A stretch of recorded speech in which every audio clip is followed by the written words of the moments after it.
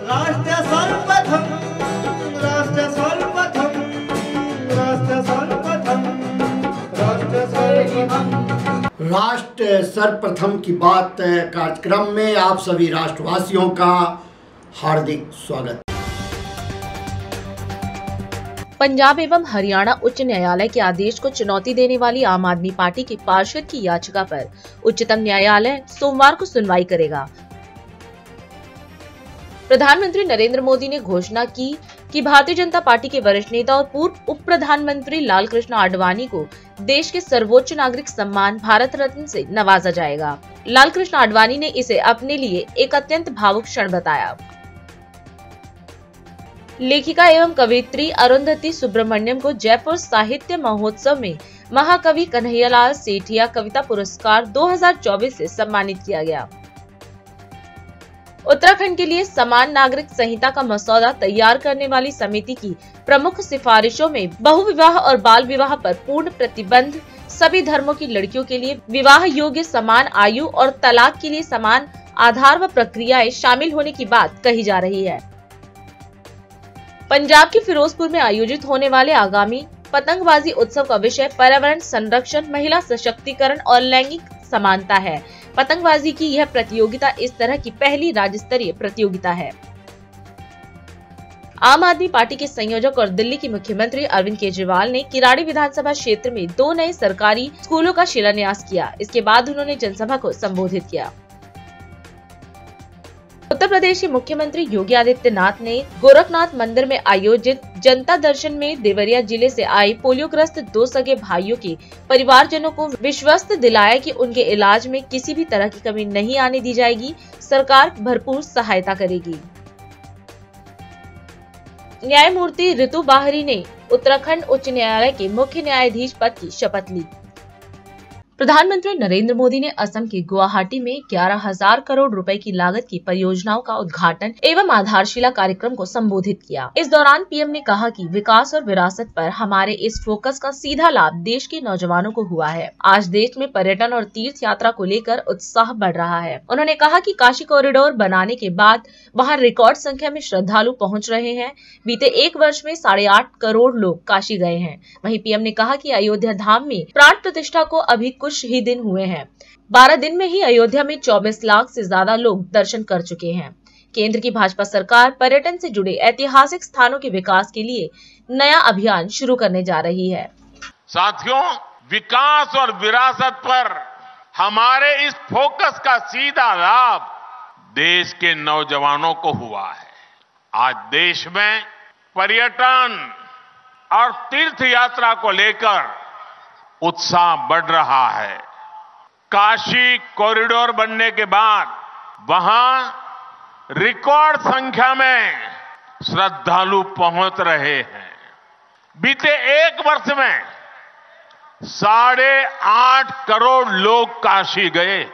5 करोड़ से अधिक लोगों ने उज्जैन में महाकाल महालोक के दर्शन किए। 19 लाख से अधिक लोगों ने केदार धाम की यात्रा की है। अयोध्या धाम में प्राण प्रतिष्ठा को अभी कुछ ही दिन हुए हैं। 12 दिन में ही अयोध्या में 24 लाख से ज्यादा लोग दर्शन कर चुके हैं। मां कामाख्या दिव्य लोक बनने के बाद यहां भी हम ऐसा ही दृश्य देखने वाले हैं। साथियों, जब तीर्थ यात्री आते हैं, श्रद्धालु आते हैं, तब गरीब से गरीब भी कमाता है। रिक्शे वाले हो, टैक्सी वाले हो, होटल वाले हो, रेहड़ी पटरी वाले हो, सभी की आमदनी बढ़ती है। इसलिए इस वर्ष के बजट में भी हमने पर्यटन पर बहुत बल दिया है। केंद्र की भाजपा सरकार पर्यटन से जुड़े ऐतिहासिक स्थानों के विकास के लिए नया अभियान शुरू करने जा रही है। असम में, नॉर्थ ईस्ट में तो इसके लिए भरपूर संभावनाएं हैं। इसलिए भाजपा सरकार नॉर्थ ईस्ट के विकास पर विशेष जोर दे रही है। साथियों, बीते 10 वर्षों से नॉर्थ ईस्ट में रिकॉर्ड संख्या में टूरिस्ट आए हैं। आखिर ऐसे कैसे हुआ? पर्यटन के केंद्र नॉर्थ ईस्ट के खूबसूरत इलाके तो पहले भी यहां थे, लेकिन तब इतने टूरिस्ट यहां नहीं आते। हिंसा के बीच, साधन संसाधनों के अभाव के बीच, सुविधाओं की कमी के बीच आखिर कौन यहां आना पसंद करता? आप भी जानते हैं कि 10 साल पहले असम समेत पूरे नॉर्थ ईस्ट में क्या स्थिति थी। पूरे नॉर्थ ईस्ट में रेल यात्रा और हवाई यात्रा बहुत ही सीमित थी। सड़कें संकरी भी थी और खराब भी थी।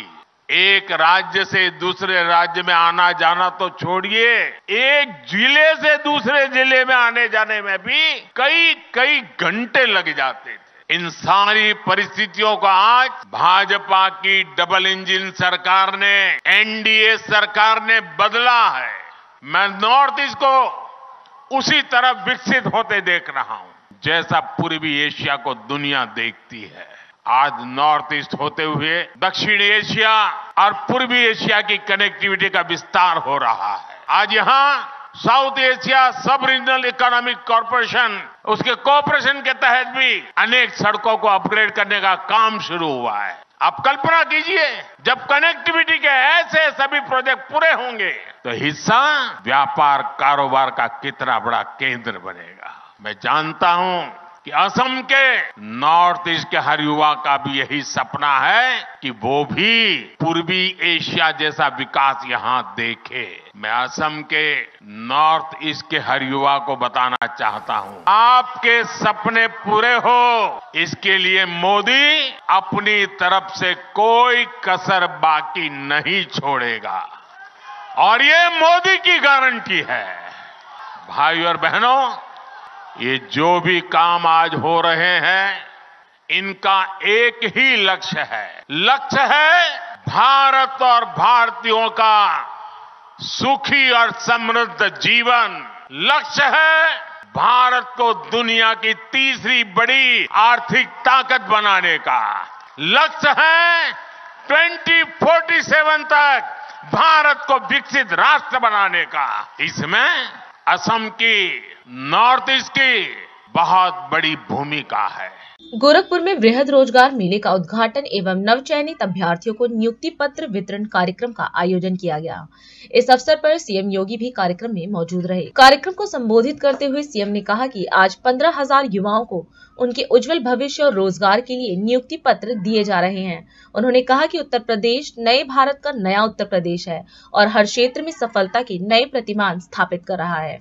मुझे प्रसन्नता है कि अभी कुछ माह पूर्व हम लोगों ने मदन मोहन मालवीय प्रौद्योगिकी विश्वविद्यालय में बृहद रोजगार मेला के साथ हम लोग जुड़े थे और आज पुनः इस बृहद रोजगार मेले के साथ मुझे यहाँ जुड़ने का अवसर प्राप्त हो रहा है, जिसमें लगभग 15,000 युवाओं को एक बार फिर से उनके उज्जवल भविष्य के लिए रोजगार के लिए नियुक्ति पत्र उपलब्ध होंगे। जिन्हें नियुक्ति पत्र प्राप्त हुआ है उन्हें भी और जिन्हें प्राप्त होने वाला है उन सबको मैं हृदय से बधाई देता हूं। जो नौजवान आए हैं, किन्हीं कारणों से उनको कोई प्लेसमेंट नहीं मिल पा रहा है, वे तैयारी करें, उनके लिए भी उस प्रकार के रोजगार के सृजन होंगे। हर हाथ को काम, ये ही है आज उत्तर प्रदेश का एक संदेश और उसी संदेश के साथ हम सब आगे बढ़ रहे हैं। उत्तर प्रदेश नए भारत का ही नया उत्तर प्रदेश है। हर एक क्षेत्र में आज सफलता की नित नए प्रतिमान स्थापित कर रहा है। नए मॉडल दिए जा रहे हैं। टाटा टेक्नोलॉजीज के साथ मिलकर के 150 से अधिक आईटीआई, वर्ल्ड क्लास आईटीआई बनाने जा रहे हैं, जिसमें हम लोग न्यू कोर्सेज देंगे, जो न्यू एज कोर्सेज हैं, जो आज के परिप्रेक्ष्य में वैश्विक मानक के रूप सभी शर्तों को पूरा करते हो और हमारे नौजवान को उसके अनुरूप बना सकते हैं। देखिए, छोटा सा उदाहरण आपके सामने है। पिछले दिनों मुझे इस बात की जानकारी जब मिली थी कि दुनिया के अंदर बहुत सारी जगह कुशल और योग्य युवाओं की आवश्यकता है, अलग अलग फील्ड में। तो मैंने तब व्यावसायिक और कौशल विकास विभाग से कहा, मैंने कभी ये काम करो कि उन सभी संबंधित एम्बेसी से संपर्क करो। और विभाग ने इजराइल से, रूस से, जर्मनी के साथ और अन्य देशों के साथ संवाद स्थापित किया। जब उनसे संपर्क हुआ, संवाद हुआ, यद्यपि इजराइल की टीम जब आई तो पहले, क्योंकि यूपी के अंदर तो पहली बार इस प्रकार की टीमें आ रही थी, उनका अनुभव पहले बहुत अच्छा नहीं था अन्य जगहों पर। यूपी में जब आए, यूपी के नौजवानों के पोटेंशियल को और उनकी प्रतिभा को उन्होंने देखा। आए तो थे वह कि 1200 लोगों का चयन करेंगे, 5000 से अधिक युवाओं का चयन करके लेके गए। रहने की व्यवस्था फ्री, खाने की फ्री और लगभग 1.5 लाख रुपए महीना उनको अतिरिक्त वे लोग देंगे। और वह आज दुनिया की मांग है। जर्मनी मांग रहा है, अच्छे नर्सिंग के प्रोफेशनल्स मांग रहा है, अच्छे लोग चाहिए उन्हें, ट्रेन्ड मैन पावर चाहिए, नर्सिंग सेवा से जुड़े हुए लोग चाहिए। हमें ध्यान देना होगा। एक प्लेसमेंट सेल बना करके कैरियर काउंसलिंग की दृष्टि से उनके अवेयरनेस के लिए और उनकी काउंसलिंग के लिए, छात्रों की काउंसलिंग के लिए, युवाओं की काउंसलिंग के लिए, और फिर देश और दुनिया में कहां पे रोजगार है, अपने परंपरागत पाठ्यक्रम और कोर्सेज के साथ साथ अगर हम थोड़ा लैंग्वेज को भी उसके साथ जोड़ दें, जैसे जर्मनी में जाएंगे तो जर्मन लैंग्वेज जानना पड़ेगा। अब किसी नए नर्सिंग प्रोफेशनल्स को हम वहां भेजें तो वह थोड़ा उसको लैंग्वेज सीखने में 3 महीने 4 महीने का समय लगेगा। लेकिन अगर पाठ्यक्रम को प्रारंभ करते समय ही तय कर लेंगे कि भाई हमें 5000 नर्सिंग के प्रशिक्षुओं को वहां भेजना है और उस समय हमने उनको जर्मन भाषा भी सिखा दी, तो एक साथ बेहतरीन पैकेज उन लोगों को वहां के लिए प्राप्त हो जाएगा और वे प्रशिक्षु वहां जाएंगे तो अपनी सेवाएं भी पहले दिन से देना प्रारंभ कर देंगे। इसके लिए विभाग को भी सक्रिय भूमिका के साथ आगे बढ़ना पड़ेगा और साथ साथ युवाओं को भी अपने को उस योग्य तैयार करना पड़ेगा। इजराइल वाला मॉडल हम प्रभावी ढंग से आगे बढ़ाने का काम करें। दुनिया के तमाम देशों में मांग है, रसिया अलग मांग रहा है, जर्मनी की अंदर अलग डिमांड है, मॉरिशस भी मांग रहा है, तमाम देशों में इसकी मांग हो गई है।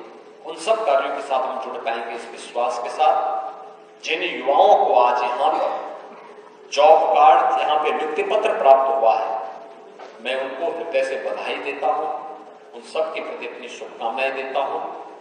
जो लोग यहाँ पर आए वे अपना रजिस्ट्रेशन कराएं, उनका स्किल मैपिंग हो और स्किल मैपिंग करके उनको एनरोल करें और फिर उनको जहां कहीं उसके लायक कार्य हो वहां पर उनको कहीं ना कहीं फिट करने की आवश्यकता है।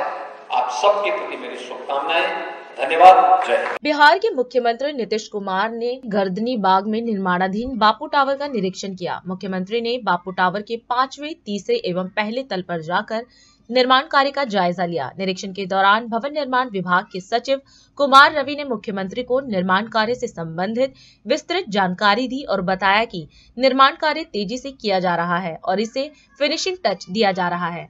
मुख्यमंत्री ने निरीक्षण के दौरान प्रेक्षागृह, प्रतीक्षा कक्ष, लाउंज, बापू के आदर्शों को आमजन में स्थापित करने हेतु कार्यों के प्रदर्शन के लिए दीर्घा, अनुसंधान केंद्र, आगंतुक सुविधाएं, ओरिएंटेशन हॉल एवं अन्य संरचनाओं की जानकारी ली। मुख्यमंत्री ने निरीक्षण के दौरान भवन निर्माण विभाग के सचिव को निर्देश देते हुए कहा कि बापू टावर का निर्माण जल्द से जल्द पूरा कराएं। इसका निर्माण जल्द पूर्ण होने से बापू की जीवनी, उनके विचारों और उनके आदर्शों को नई पीढ़ी जान सकेगी। बापू के जीवन से जुड़ी ऐतिहासिक घटनाएं, गांधी जी के विचार, स्वतंत्रता संग्राम में उनकी भूमिका, बिहार से लगाव, बापू के आदर्शों को बेहतर ढंग से रेखांकित करें ताकि आमजन यहां आकर उसे देखे और समझ सके। उन्होंने कहा कि यह परिसर ग्रीन एरिया रहे, परिसर बेहतर और व्यवस्थित दिखे।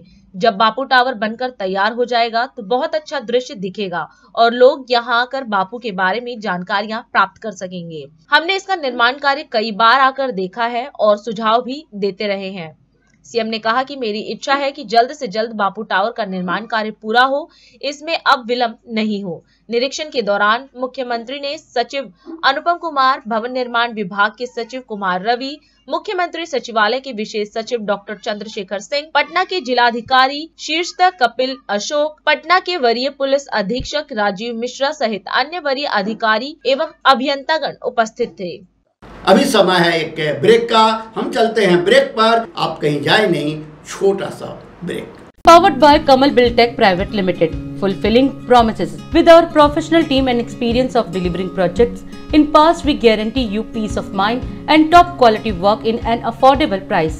और अधिक खबरों के लिए आप हमारे YouTube चैनल दैनिक इंडिया दर्पण को अभी सब्सक्राइब करें और नोटिफिकेशन के लिए बेल आइकन को प्रेस करना ना भूलें। राष्ट्र सर्वप्रथम की बात कार्यक्रम में ब्रेक के बाद एक बार फिर आप सभी राष्ट्रवासियों का स्वागत। आम आदमी पार्टी के संयोजक और दिल्ली के मुख्यमंत्री अरविंद केजरीवाल ने आज किराड़ी विधानसभा क्षेत्र में नए सरकारी स्कूलों का शिलान्यास किया। इसके बाद उन्होंने जनता को संबोधित किया। उन्होंने कहा कि गरीबों में आशा की एक नई किरण जागी है कि उनके बच्चों को सरकारी स्कूलों में अच्छी शिक्षा मिल सकेगी। सीएम ने कहा कि जहां भी स्कूलों की कमी है वहां नए स्कूल बनाए जाएंगे ताकि ज्यादा से ज्यादा बच्चे शिक्षित हो सके। उन्होंने आगे कहा कि स्कूलों और अस्पतालों पर दिल्ली सरकार हर साल अपने बजट का 40% खर्च करती है। एक टाइम ऐसा था दिल्ली में जब सरकारी स्कूलों की इतनी बुरी हालत थी, गरीबों को अपने बच्चों को मजबूरी में सरकारी स्कूलों में भेजना पड़ता था। लेकिन जब गरीब आदमी अपने बच्चों को सरकारी स्कूल में भेजता था, उसको उम्मीद नहीं थी कि मेरे बच्चे पढ़ लिख के कुछ बनेंगे। सरकारी स्कूलों में पढ़ाई के नाम पे बिल्कुल जीरो था। सरकारी स्कूलों के उद्घाटन के ऊपर इतनी भारी भीड़ जमा हुई है, इसका मतलब लोगों के अंदर उम्मीद जागी है कि अब हमारे बच्चों को अच्छी शिक्षा मिले। ये मेरे लिए सबसे सुकून की बात है। जो उम्मीद एक गरीब आदमी खो चुका था, रिक्शे वाला, मजदूर, किसान, दिहाड़ी वाला, प्लम्बर, इलेक्ट्रिशियन, एक गरीब आदमी जो उम्मीद खो चुका था कि मेरे बच्चों को अच्छी शिक्षा मिल सकती है, एक गरीब आदमी ये उम्मीद खो चुका था कि मेरे बच्चे भी बड़े होकर डॉक्टर, इंजीनियर बन सकते हैं, वो उम्मीद गरीबों के अंदर दोबारा जागी है कि मेरे बच्चों को भी अच्छा भविष्य मिल सकता है। ये मेरे लिए सबसे बड़ी बात है। हमारे जितने सरकारी स्कूल बन रहे हैं, इतनी शानदार बिल्डिंग बन रही है, किसी प्राइवेट स्कूल की इतनी शानदार बिल्डिंग नहीं है। शानदार टीचर है हमारे, किसी प्राइवेट स्कूल में इतने शानदार टीचर नहीं है। और सबसे बड़ी बात है, शानदार नतीजे आ रहे हैं, जो नतीजे आज प्राइवेट स्कूलों के भी नहीं आ रहे। दोस्तों, मुझे बेहद खुशी है आज इस मौके के ऊपर नए स्कूलों का उद्घाटन किया जा रहा है। इसमें 10,000 बच्चे एक साथ 10,000 बच्चों की शिक्षा का आज इंतजाम किया जा रहा है। ये स्कूल 1 साल में बनके तैयार हो जाएंगे। आज इनकी नींव रखी जा रही है और मुझे पूरा यकीन है 1 साल के बाद आप लोगों के बीच में मैं उद्घाटन करने के लिए आऊंगा। इस मौके पे मुझे आज आपके बीच में आने का मौका मिला, मैं अपने आप को बड़ा सौभाग्यशाली समझता हूं। लेकिन इसका बहुत बड़ा श्रेय मैं आपके विधायक, आपके एमएलए ऋतुराज को देता हूं। ये दोनों जमीन जो है, ये डीडीए की जमीन है। डीडीए इतनी आसानी से जमीन देता नहीं है। इन्होंने पीछे पढ़ पढ़ के डीडीए से ये जमीन ली। उसके बाद एजुकेशन डिपार्टमेंट में पीछे पढ़ के इन्होंने सारी फाइलें साइन कराई। आज इस मौके पे मैं डीडीए का भी धन्यवाद करना चाहता हूँ, शिक्षा विभाग को भी बधाई देना चाहता हूँ, जिन्होंने आज ये संभव कर पाया कि ये चारों स्कूलों का शिलान्यास किया जा रहा है। अभी तक आपके इलाके में टोटल 10 स्कूल थे। उन 10 स्कूलों की पहले हालत बहुत खराब थी। एक वो सामने वाला स्कूल है, ये भी बता रहे हैं, पहले टाट के अंदर चलता था और टिन के अंदर चलता था। अब देखो शानदार बिल्डिंग बनी पड़ी है। 10 स्कूल थे पहले, 10 के 10 की बुरी हालत थी। सबसे पहले हमने वो 10 स्कूल शानदार बनाए, अच्छे बनाए। अब 10 नए स्कूल बन रहे हैं। 20 स्कूल टोटल किराड़ी विधानसभा में हो जाएंगे भी। उसके बाद आपके बच्चों को शिक्षा की कोई समस्या नहीं होगी, शानदार शिक्षा मिलेगी। आपके बच्चों को दूर दूर चल के नहीं जाना पड़ेगा शिक्षा के लिए, सबका इंतजाम हो जाएगा। पूरी दिल्ली के अंदर अब हमने नक्शा बनाया। पूरी दिल्ली में सरकारी स्कूल जो थे वो तो अच्छे कर दिए, लेकिन कई इलाके ऐसे हैं दिल्ली में जहां पे स्कूलों की कमी है। कुछ जगह ऐसी हैं जहां ज्यादा स्कूल हो गए, कुछ जगह ऐसी है जहां स्कूलों की कमी है। उसकी पूरी लिस्ट बनाई है। पूरी दिल्ली में जहां जहां स्कूलों की कमी है, अब नए स्कूल हम वहां बनाते जा रहे हैं ताकि गरीबों के बच्चों को अपने घर के पास ही शिक्षा का इंतजाम हो सके। और शानदार स्कूल बन रहे हैं, लेबोरेटरी बनेंगी, शानदार लेबोरेटरी। पूरे देश में किसी राज्य में चले जाओ, यूपी में, राजस्थान में, मध्य प्रदेश में, बिहार में, कहीं आपको स्कूलों के अंदर, सरकारी स्कूलों में laboratory, auditorium, library, staff room, activity room, पता नहीं क्या क्या इतनी सुविधाएं मिल रही हैं जो प्राइवेट स्कूलों में आज आपको कहीं नहीं मिलेंगी, जो सरकारी स्कूलों के अंदर आज आपको सुविधाएं मिल रही हैं। ये संभव हो पाया क्योंकि हम दिल्ली सरकार का बहुत बड़ा बजट शिक्षा और स्वास्थ्य पे खर्च करते हैं। मैंने कसम खाई है, जो शिक्षा मेरे देश ने मेरे बच्चों को दी, जो शिक्षा मेरे देश ने मेरे को दी, वैसी ही अच्छी शिक्षा इस देश के हर बच्चे को मिलनी चाहिए। इसके लिए मैं काम करता रहूंगा। देहरादून में उत्तराखंड परिवहन निगम के अंतर्गत मृतक आश्रितों व परिवहन विभाग के अंतर्गत सहायक लेखाकारों को नियुक्ति पत्र वितरण कार्यक्रम का आयोजन किया गया। इस अवसर पर सीएम पुष्कर सिंह धामी भी मौजूद रहे। कार्यक्रम को संबोधित करते हुए सीएम ने कहा कि मुख्य सेवक सदन में परिवहन निगम के अंतर्गत चालक एवं परिचालक पद के लिए 106 अभ्यर्थियों को नियुक्ति पत्र प्रदान किए गए हैं। साथ ही परिवहन विभाग के अंतर्गत चयनित 16 सहायक लेखाकारों को भी नियुक्ति पत्र प्रदान किए गए। सीएम ने नियुक्ति पत्र पाने वाले सभी अभ्यर्थियों के उज्जवल भविष्य की कामना की और कहा कि मुझे पूर्ण विश्वास है कि आप सभी पूर्ण मनोयोग और समर्पण भाव के साथ जन सेवा करेंगे। जिन्हें परिवहन विभाग द्वारा निःशुल्क ड्राइविंग लाइसेंस परीक्षण दिलाने के उपरांत आज लाइसेंस देकर उन्हें एक तरह से स्वावलंबी बनाने की दिशा में प्रेरित किया गया है। और आज जिन चालकों, परिचालकों व सहायक लेखाकारों को उनको नियुक्ति पत्र मिले हैं, मैं उनसे यही कहना चाहूँगा, मेहनत से, लगन से आपको जो नया ये दायित्व मिला है, उस दायित्वों के कर्तव्यों का निर्वहन करें, क्योंकि सच्ची लगन और कड़ी मेहनत और ध्येय मानकर जीवन का ये आपका ध्येय होना चाहिए कि सतत रूप से मुझे सेवा में लगना है। और सतत रूप से आप लगेंगे तो मैं एक बात कह सकता हूँ कि आपको ऊर्जा भी मिलेगी, आपके अंदर उत्साह भी आएगा, भगवान की भी कृपा होगी, लोगों की दुआएं भी आपको मिलेंगी। और इन सब का कोई विकल्प नहीं होता है। संकल्प जब होता है उसमें विकल्प नहीं होता है। और यह भी आपका संकल्प है कि आपको अपनी सेवा बहुत अच्छे तरीके से करनी है। और पहले दिन से देखिए, कई बार क्या होता है, मैं थोड़ा अपने अनुभव के आधार पर भी बता रहा हूँ। अब आपको सेवा तो मिल गई, जब तक सेवा नहीं मिलती है तब तक हम सोचते हैं सेवा मिल जाए, सेवा मिल जाए। और सेवा मिलने के बाद थोड़ा सा हम कुछ दिनों तक तो रहते हैं अनुशासन में, नया नया अच्छा काम करना है, करना है, वो करना है। लेकिन कुछ दिनों के बाद फिर अपने साथ हम अनुशासन नहीं बरतते हैं। अब इसमें एक काम जरूर है, विभाग की जो औपचारिकताएं हैं, विभाग का जो टाइम टेबल है, अनुशासन है, वो सब पर लागू होता है। लेकिन वो एक तरह से विभाग का टाइम टेबल है। आपको अपना टाइम टेबल अपने पर एप्लीकेबल करना है, अपना स्व अनुशासन बनाना है, मन से, मस्तिष्क से, विचार से, आत्मा से, हर तरीके से, काम से। जब आप ये मान लेंगे कि नहीं, मुझे तो ये काम करना है, मेरा तो ये जो काम मुझे मिला है, ये काम मुझे भगवान की कृपा से मिला है और भगवान ने मेरे को इस काम के लिए ही सिलेक्ट किया हुआ था, मुझे लोगों की सेवा के लिए ही बनाया है, मुझे ये अच्छा काम करने के लिए ही बनाया है। ये जब आपके मन में ये विचार बस जाएगा ना, तो अगर आप बसा लेंगे, आज से इसका अभ्यास करेंगे तो टाइम लगेगा बसते बसते। ऐसा नहीं है कि अभी आपने विचार लिया है और अभी से आप में परिवर्तन हो गया। ये परिवर्तन तब होगा जब आप इसको जीने लगेंगे। और जीने लगेंगे तो फिर आपको दिन भर अगर 5 बजे की जगह 8 बजे और 10 बजे तक भी काम करना पड़ेगा। चालक परिचालक में तो चूँकि कोई टाइम टेबल इस प्रकार का होता नहीं, कई बार आगे भी होता है, पीछे भी होता है, लेकिन वो भी अपने उसमें मस्तिष्क में विचार बना लेंगे कि नहीं अब तो काम करना है। तो न थकान लगेगी, न ये लगेगा कि मैं अधिक काम कर रहा हूँ, आपको लगेगा ये तो मेरा काम है। आप देख रहे हैं आज पर्यटकों का जिस प्रकार से राज्य के अंदर आना हो रहा है, श्रद्धालुओं का, तीर्थयात्रियों का, 4 धाम यात्रा में, आने वाले समय में मानसखंड यात्रा में, तमाम दूरस्थ क्षेत्रों में हमारी यात्राएं चलने वाली हैं। उसमें आप सबका योगदान बहुत महत्वपूर्ण होने वाला है, क्योंकि आज पूरी दुनिया के अंदर उत्तराखंड का एक अलग स्थान बनता जा रहा है। लोग उत्तराखंड की ओर आकर्षित हो रहे हैं, आकर्षण बढ़ा है। इन्वेस्टर ग्लोबल समिट में हमने अभी 3.5 लाख करोड़ से भी ज़्यादा के हमारे साथ निवेशकों ने करार किया। उत्तराखंड एक उपलब्धि हासिल कर रहा है और हमने संकल्प लिया है कि हम देश के जो अग्रणी राज्य हैं उन राज्यों में हमारा स्थान होना चाहिए। हम एक आदर्श राज्य के रूप में जाने चाहिए। हम हिंदुस्तान के श्रेष्ठ राज्य में हमारी गिनती हो। तो ये संकल्प अकेले मेरा नहीं है, ये संकल्प उत्तराखंड के हर एक भाई बहन का है। ये हम सब की सामूहिक यात्रा है। इस सामूहिक यात्रा को हमने गंतव्य तक पहुंचाना है। हमारे प्रधानमंत्री जी ने भी एक बार नहीं अनेक बार ये कहा है कि ये 21वीं सदी का जो तीसरा दशक है वो उत्तराखंड का दशक होगा।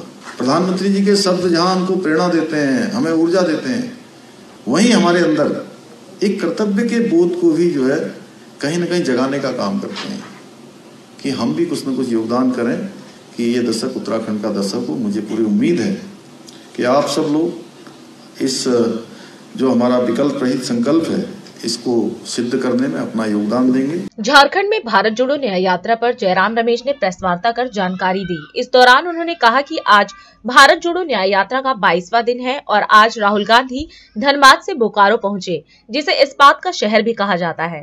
वहीं जयराम रमेश ने यह भी कहा कि जो लोग कांग्रेस से उनके 70 साल का हिसाब पूछते हैं उन्हें बोकारो आना चाहिए। बोकारो एक ऐतिहासिक जगह है जिसका सामाजिक और आर्थिक इतिहास में विशेष स्थान रहा है। नमस्कार, आज भारत जोड़ो न्याय यात्रा का 22वां दिन है और राहुल जी धनबाद से आज बोकारो आ पहुंचे हैं। बोकारो जो इस्पात शहर के नाम से जाना जाता है। जब लोग कांग्रेस पार्टी और कांग्रेस नेतृत्व से पूछते हैं 70 साल में क्या किया, जवाब बोकारो में उनको मिलेगा।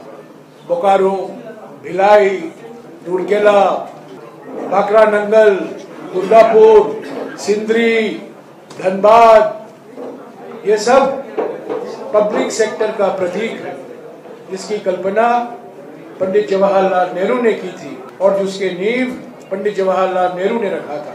और इसी शहर में ठीक 50 साल पहले इंदिरा गांधी जी ने बोकारो इस्पात कारखाने का पहला ब्लास्ट फर्नेस की शुरुआत की थी। तो हमें बहुत खुशी है कि आज हम बोकारो आए हैं। ऐतिहासिक जगह है, हमारे देश के सामाजिक और आर्थिक इतिहास में एक विशेष स्थान रखता है और हमारे देश में पब्लिक सेक्टर बोकारो जैसे कारखाने न केवल आर्थिक महत्व रखते हैं पर यह सामाजिक महत्व भी होता है, क्योंकि पब्लिक सेक्टर में अनुसूचित जाति और अनुसूचित जनजातियों के लिए रोजगार सुरक्षित होता है। वो रोजगार खतरे में है निजीकरण के वजह से।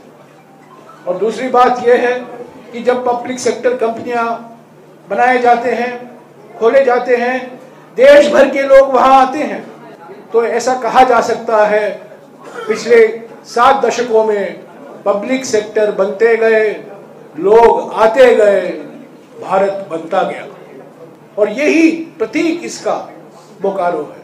दूसरी बात मैं कहूं कि अप्रैल और दिसंबर 2023 के बीच में इस वित्तीय वर्ष के पहले 9 महीने में इस्पात का आयात 60 लाख टन हुआ है। इस्पात का आयात 60 लाख टन हुआ है। ये पहले पिछले 5-6 सालों में नहीं देखा गया है।